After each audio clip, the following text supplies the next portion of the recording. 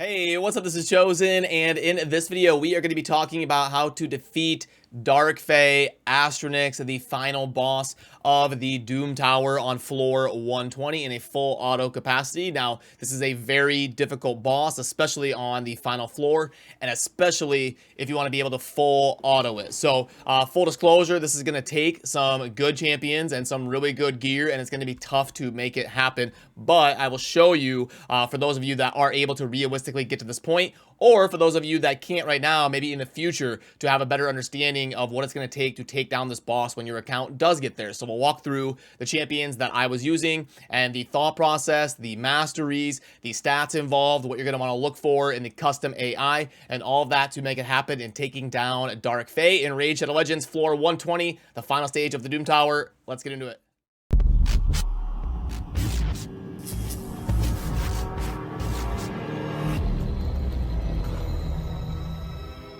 Alrighty, so first off, let's go ahead and showcase the run, and I'll talk about the general thought process while it's kind of playing in the background. Now, worth noting that even my team, I don't believe, is 100% win rate. It hasn't lost yet while I've been testing it and kind of preparing for the video, but it's probably like a 70 or 80% win rate because this boss is insanely difficult. Lots of RNG that goes into it and lots of things that you need going your way to make the run successful. Also, you may get a little bit intimidated by the waves, by seeing Siffy there, but don't worry. If you've got a good enough team to take down the boss, you've got a good enough team to get through the waves. There is a little bit of AI stuff that you want to make sure you are paying attention to and making sure that you're having your abilities at your disposal when you get to the boss so that you aren't getting destroyed by your own team, because the boss is going to kind of mirror your team and you're gonna have to basically take yourself down. So you don't want to end up in a situation where you have everything on cooldown and you're not able to get after the beginning of the fight effectively. So here we go. About to finish it, and here we go. So Astronix is going to clone your team, and then it's going to be on you to suppress their turn meter and then also break their defense and blast them down. Now that way, right there, it went pretty well. So if you can get to this spot, you're in a good point of the run, and if you've got the team built correctly, you should be okay. There's a little bit of RNG in how hard your champions hit. It's got like a 20% sway. It's like 10% in each direction. So I've noticed in some of my runs, if you have a champion built a little bit on the tankier side, sometimes they'll survive my Herndig's attack. Or if my Stag Knight doesn't place defense down successfully on everybody, or just random little things that can cause discrepancies to show up in the run. But once you get to this point, it's about suppressing that turn meter. I've got Lysandra there to suppress turn meter, that Heartseeker that you just saw from Cold Heart to bring it down. Herndig has an ability where he can do it. He's not only a damage dealer, he also helps with suppressing that turn meter. And then Allure, one of the best turn meter suppression champions in the game with her constant A1. And then we've got Stag Knight here to keep the speed debuffed of Astronix. That is very, very, very important to place that decreased speed debuff on this boss. I see a lot of people building teams for Dark Fae, and they don't bring, they take care of their team and they take care of suppressing the turn meter and all that, but they forget to bring that speed down debuff on the boss. You can see everything is going great. Once you get past that first kind of 10 seconds of the boss fight, when you deal with your team and you get to this point where you are now suppressing the turn meter, you should be fine as long as you built everything correctly. And now it is just about nuking it down, and we get like another Heartseeker, and by then we should be pretty good.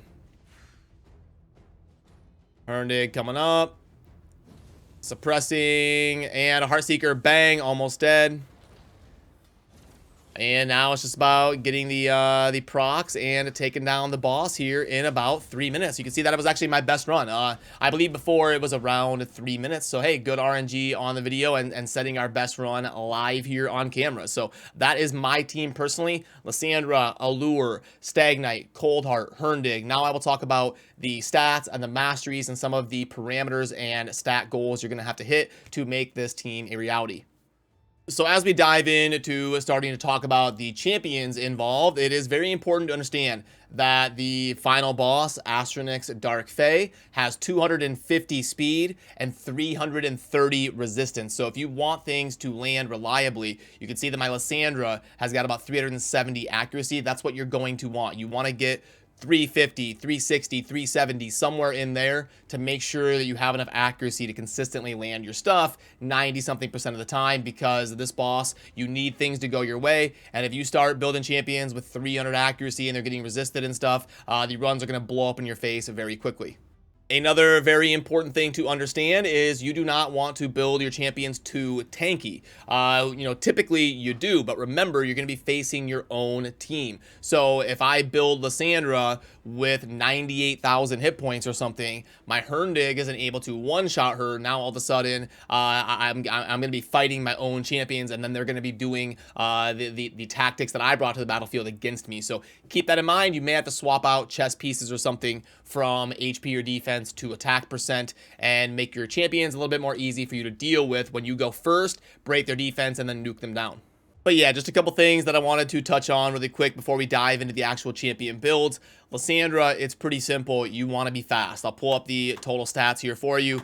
Accuracy at 368 and then 349 speed. You don't have to be that fast, but you do want your Lysandra to be insanely fast. And again, the tanky stats and stuff don't really matter. On Lysandra, speed and accuracy. If you want to see the masteries, they are right there for you. And yeah, her build is pretty simple. And we'll just continue to go left to right. So we go from Lysandra to Allure, and Allure is going to be right up here.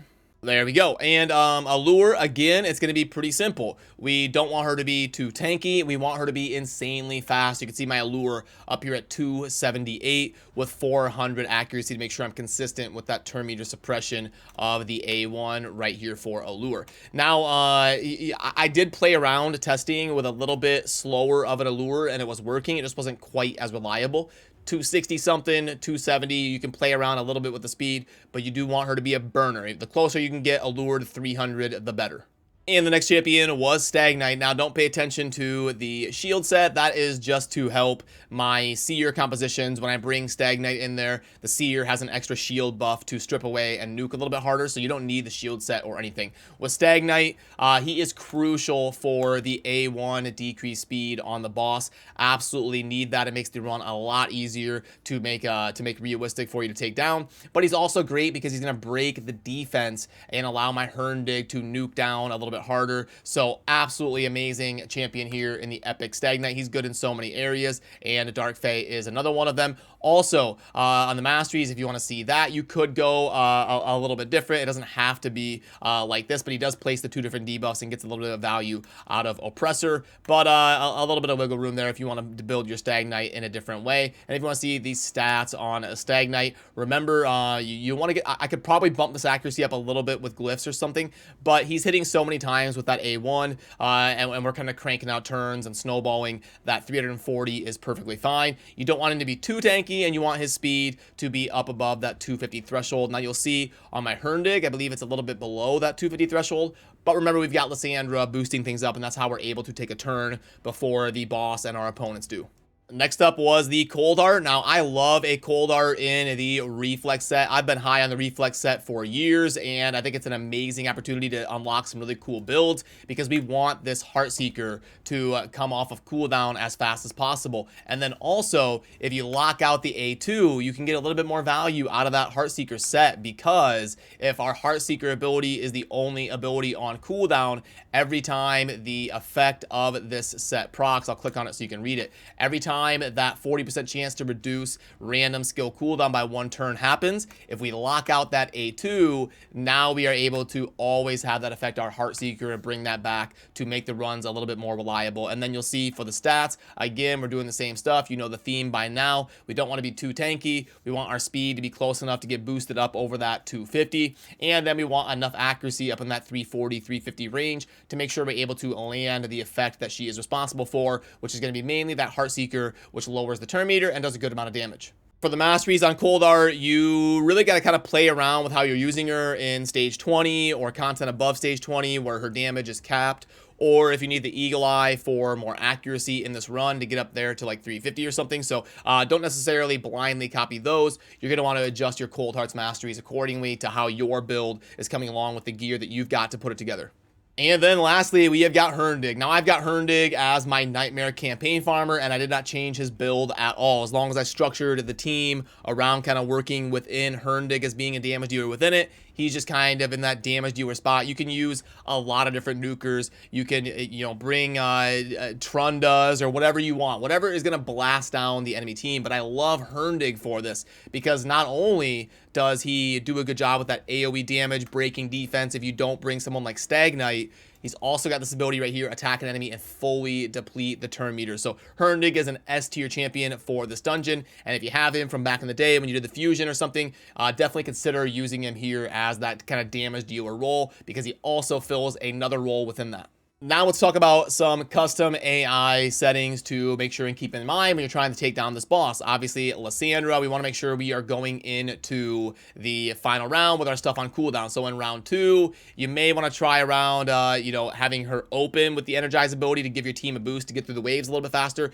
If that's causing you problems, if you're nuking down the waves too fast before you can get things off cooldown, you may want to just lock out anything. If you want to just play it safe, just lock out everything in round 2 and kind of burst down the waves. It's pretty easy. You've got that Siffy on wave 1, but wave 2 is a little bit easier, so don't worry about it. Lock things out on wave 2 if you want to be super safe to make sure you have things on the boss fight. And you definitely want to make sure that she opens with Energize to really get your turn meters up above the thresholds and then also suppress the enemies. Then we've got Allure. Now, again, you can have her do stuff on waves 1 and 2 if you want, but on round 3, you are definitely going to want her to spam the Psychic Whip and just keep slamming turn meters down. For Stagnite, again, I didn't really do anything here. All I did was lock out his defense break, the AoE. I want to make sure I'm able to have that up and do the AoE, letting my team slam everything down. And then after that, he'll kind of just automatically keep everything up and do just fine. For the Cold Heart, you do want to kind of open with that Heartseeker and slam that turn meter down.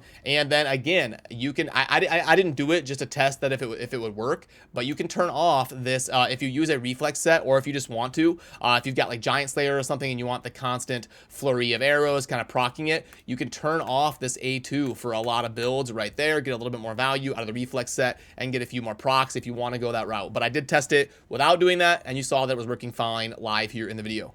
And then lastly, again, we have got Herndig on round 3. You definitely want him to open up with that AoE nuke just to blast down the enemy team. That is your clones. And then we definitely want to take advantage of leaving the A3 on so that we are also depleting the turn meter as well. So pretty simple AI setups. And then you can just kind of click play and let it ride. And don't feel bad if it's not a 100% win rate. As long as it clears it at all, that's a win for you, because the lethal set is one of the best in the game.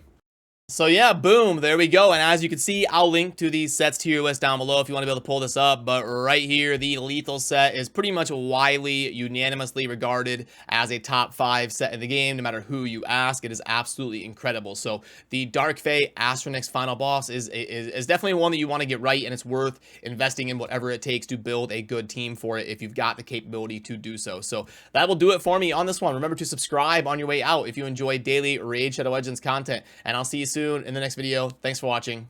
Peace.